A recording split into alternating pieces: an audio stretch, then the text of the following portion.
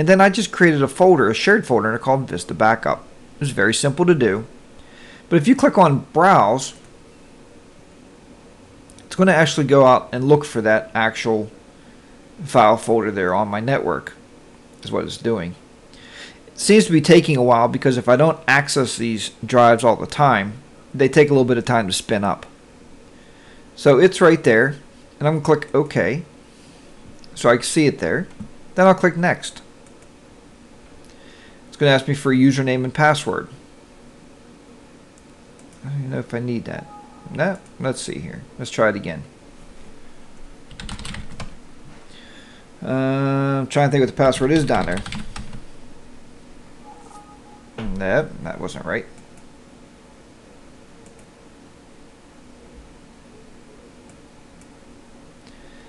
Trying to think what the password is on that server. Okay, I did get it right. Anyway, now as I said, that's a Unix or a Linux-based server, so hopefully you couldn't guess my password. So if you happen to come around the house, don't be jumping on that file server and picking anything up for yourself. Of course, I don't know what's on there anyway. But the next thing is really nice about Vista's backup is it sets everything up for us. So we don't have to be too overly concerned about what we're actually going to back up. What you do have to be careful of is know the limitations of your backup unit. If you have say an 80 gig external hard drive that you're backing up to, don't try to back up 120 gigabytes worth of videos that you may have on your computer at this time. So be careful there. And some of this stuff doesn't pertain to me, like TV shows. I don't record anything with Media Center, so I can just uncheck that.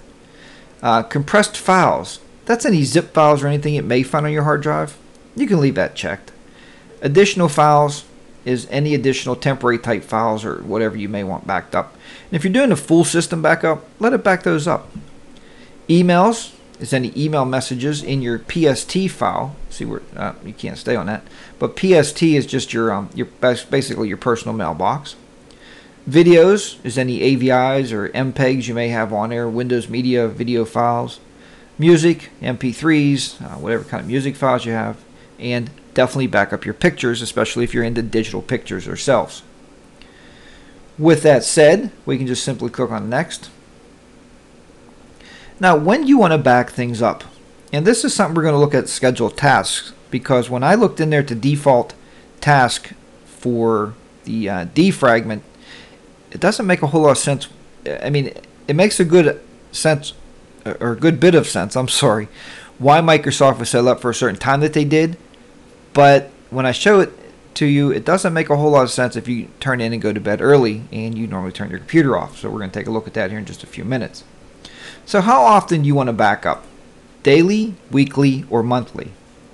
If you do a lot of file changing, I would suggest just do it daily. And what day doesn't matter, because daily is 7 days a week. What time do you want your backup to be? 10 p.m. is a relatively good time. And here's a word of wisdom for you. If you leave your computer on all night and you normally go to bed at 10 or 11, set this thing up for midnight and let it run after you go to bed. That way you never have to worry about being interrupted by your backups. Now, create a new full backup now in addition to saving settings.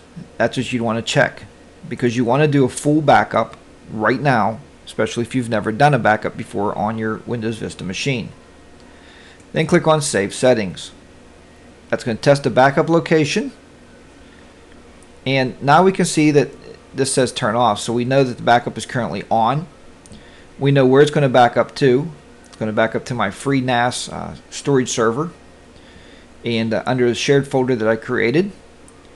The last successful backup, 1:29, p.m.